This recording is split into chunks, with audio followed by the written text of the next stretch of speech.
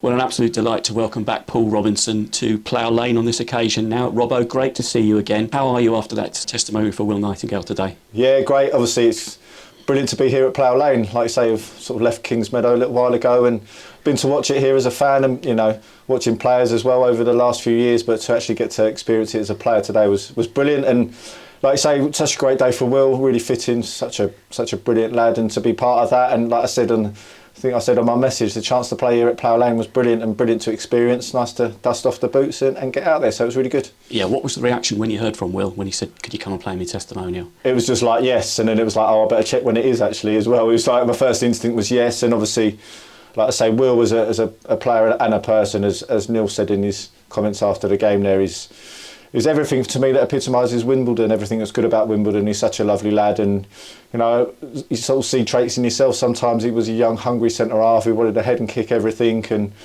you kind of see that and you just want to try and help him in your own way for your own career. So just to see what he's done and what he's achieved, and been a big part of this club, and credit to him, and it's just really great to be part of that. Because that was your brief when you came in, wasn't it, with your experience, was we've got this young centre-back, can you help bring him along, wasn't it? Yeah, exactly. Like you say, you see him there, and like you say, young, hungry, and he's got his work cut out. Like training up against B and Tom Elliott and Lyle, like we had at the time, and even Eddie Aziz. That's 4 different challenges there, and 4 good players at the time.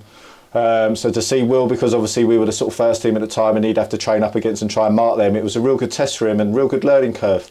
And it was just nice, like I say, just to see that development, see that maturity, and not only that, then see him make that shirt his own, which is the example for every young player coming through. He's got that character about him, hasn't he? I mean, he's only 29, so he's still got his best years as a defender to come ahead of him, hasn't he? Yeah, that's right, absolutely. I think, like you say, it feels like we've say maybe like higher areas in the pitch, the forward players with that speed, and sometimes they have that kind of those peak years in their younger years, really, or they get that opportunity a bit sooner. And I always felt as centre half, or goalkeepers, they kind of get that opportunity to lengthen their career, where the experience, a bit of know-how and reading of the game, and just like I say, playing all those games and picking up the tricks and just knowing where to be positionally. And I think that can really help extend your career. You can see he looks after himself, does all the right things as a professional, and yet, like you say, he can keep going for many years yet. He's deserved that today, but are we becoming better in terms of generally looking after players when they get towards the end of their career generally? Yeah, that's right. I think now with all the modern day sports science, the knowledge that's out there, I think that you see now, I know the speed of the game's probably quicker, but like you say, the recovery, the understanding, the sports science, the way players do look after themselves now, it gives them there's a real platform there to really make the most out of your career and keep it going longer and longer. And I think that's a really good thing now. Like you say, sometimes players would get to 30 and people would start thinking their career's over, whereas now that's probably about midpoint if you really look after yourself. And like you say, you've got that, especially as a centre half, you've got those best years ahead of you, and that experience counts for so much. And every manager looks for that experience, especially in the heart of your defence, where it's a real key area on the pitch. And like you say, Will's got that. Great to stick on the boots again today. Did you renew any old battles out there? Yeah, thankfully B was on my team. Obviously there was a bit formidable B, Kedwell, the likes of them, but they were on the other team. I know Dominic Polion obviously played up against us, and he was here obviously a few years back, so it's good to see Dom. He's a good personality.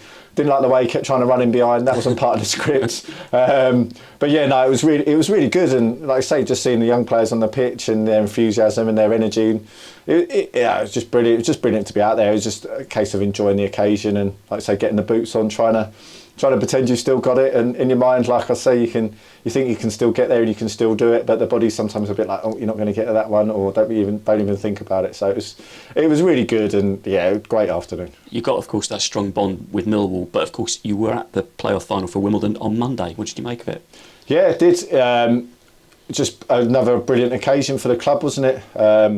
Obviously, you had those experiences in 2016, so to come back on Monday, it was a bit like wanting to do it from the fan side and be part of it, but also just for the club, really. And you want those players on the pitch, obviously well marshalled and led by Reevesy on the pitch, but obviously Jacko's done a brilliant job for the club, and just to experience that themselves and keep that euphoria going. But also, not only that, just this club, really. I mean, something remarkable about it, isn't it? Especially, the performances at Wembley and what they can achieve and bringing people together. But just feeling that atmosphere, seeing there again, it, like I say, it just renewed some of my own memories. But also, it was nice for this current crop to create their own bit of history and have that occasion, and it just bodes really well. I think that in the game itself, I think first half was probably a little bit nip and tuck. I think Walsall will probably be a bit disappointed with the way they were, but I thought Wimbledon nullified them really well.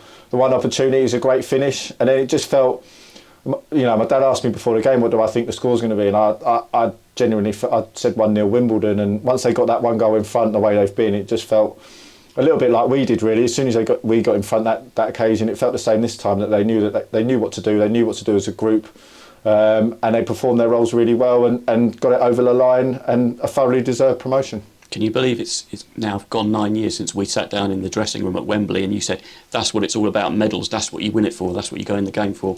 Yeah, I do remember that, and I watched that. I looked through a few bits, and I was actually showing my daughters the pictures from the day of them in their Wimbledon kits and how young they look to compared to now. Obviously, they grow so fast, and yeah, I couldn't believe it actually. When you think about it, it's like that was 9 years ago. It's amazing how it flies by and how much has gone from between now and then.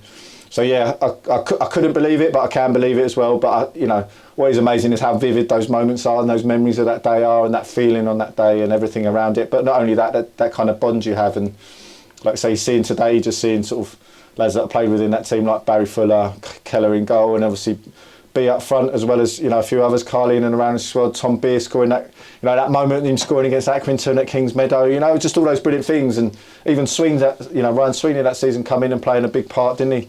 So all of those things that you just think, you go away in football, but then you come back on a day like this, a moment like this, to celebrate Will, but straight away you probably spend a few minutes catching up, and then it's like you're thinking about those times, those occasions, and those moments you've kind of shared together, and that was what was brilliant. And obviously managed, you've still got Ards, Reevesy and Simon Bassey here as well, and just everyone around it, Rocket, Trevor, yourself, everyone around the club.